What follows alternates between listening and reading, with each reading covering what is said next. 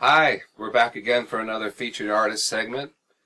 Today we have Ramu from here in Greensboro. Ramu is a reggae artist, and we're so pleased to have him here, and we're going to find out all about you and let everybody out there know what's going on with you. Thanks. First, I'm curious. Yes. Ramu, Yes. how did you find this name, Ramu? Well, that's a good question. Actually, it was given to me by one of my classmates. We were getting off the bus from school. It was maybe 9th, 10th grade. Okay. And what it was, your first and last name, we were going to try to match it to, some kind of out of the air. Okay. And so my first and last name was, they choose, everybody called me Rod. Rod. So it was like, Ramu. Just like that. Just like that. And the guy who gave it, his name was Tony. Uh-huh. And I said, Ramu, I like that. And ever since, I think it was the 10th grade. Okay. In the 10th grade, I just carried it.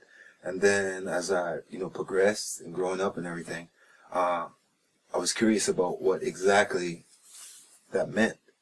So Did you find out? that Ramu is an Indian word from like India. Right. And it also derives from the Swahili, Karamu, which means celebration. Yes. So I said, yes, that's me, because I enjoy life, I enjoy being happy, so celebration is, so I took it, and here I am. When I saw you on stage at the Reggae Festival, that was one of the first things I noticed. I even mentioned it to somebody I know. I said, the man is just smiling and alive on stage, so you really do enjoy that a lot, don't you? Yes, it's a heartbeat, if you will, tuning, Right, yes, sure. Yeah. So it's been with you all your life, music? Yes, because my mother, my uncles, my aunts, they were the late 60s, early 70s, it was music. Sly and the Family Stone, who was it, George Clinton. Right.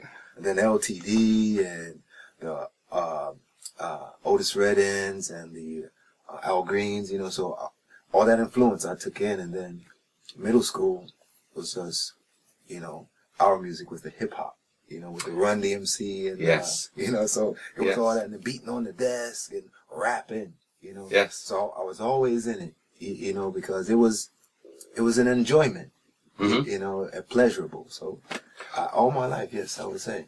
All that stuff you mentioned, where was the reggae and all that? Were It you was still coming. involved with that? It was coming because Musical Youth was out. Bob Marley, of course, was out. Right. But it was just because reggae was, at that time, I'll say, on the back burner, not, up front yet. As far as culturally, on the radio, that kind of thing, Like you mean? that, yes. Yeah. Okay. It was just bits and pieces. Musical Youth, you would hear them. Eddie Grant. Right. You would catch them every time. UB40. Right. You know what I mean? From time to time.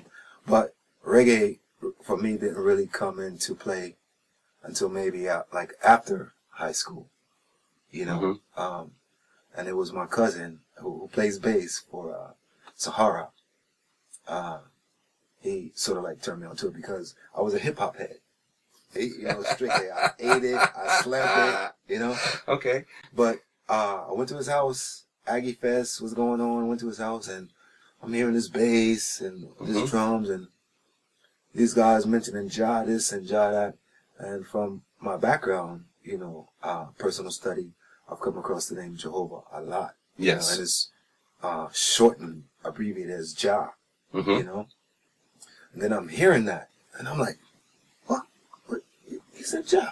And knowing what that means, boom, that was the draw right there. And ever since that, well, that was what I was going to ask you. So you already answered my question. I was curious, as usually in an artist's life, there's a moment or an event that kind of turns the light on for them and goes, this is where I want to go. This is what I want to do. So for you, it was hearing that music at that time? Yes. Yeah. And it's been with me ever since. Wow. Yeah. Honestly, I think it's always been with me, but like you said, the light didn't turn on until boom, it was that piece of it, So it really resonates with you, that music? Yes. Yeah. I mean, I I do believe and feel that it is who I am, right, and who we are, because it is a oneness, mm-hmm. you know, and that's what I mean by it is who we are, because of that oneness. A lot of the times, people may not agree or overlook it for whatever reason, Mm-hmm. you know, but the oneness about reggae and what it stands for and which oneness it stands for, you know. Well, let's talk about that, because I just recently finished reading a book. Was about Rasta life. It was written from a man that went to Jamaica and experienced Rasta for himself. Wrote a book, Robert Ruskine, right? And do you consider yourself to be Rasta or Rastafarian? Well, yes, and the reason for that is how it goes. The movement is come. Mm-hmm. Let us enjoy each other, the earth, and oneness. Right. You know, so yes, I am Rasta because I believe that, and I try to resonate that. You know what I mean? Everywhere you go. Everywhere I go. You know, it's just not, okay, I'm just going to do it for this people or this person. Sure. It's for everybody. You know, and Rasta is for everybody. Is Rasta a religion, or is it just an inner belief? Rasta is, I would say, an inner belief and also a way of life. Mm-hmm. You know, it's what you do daily, how you do daily. You know, your mindset, right? What you put into yourself, what you put out of yourself. A chosen path, right? Exactly. Okay.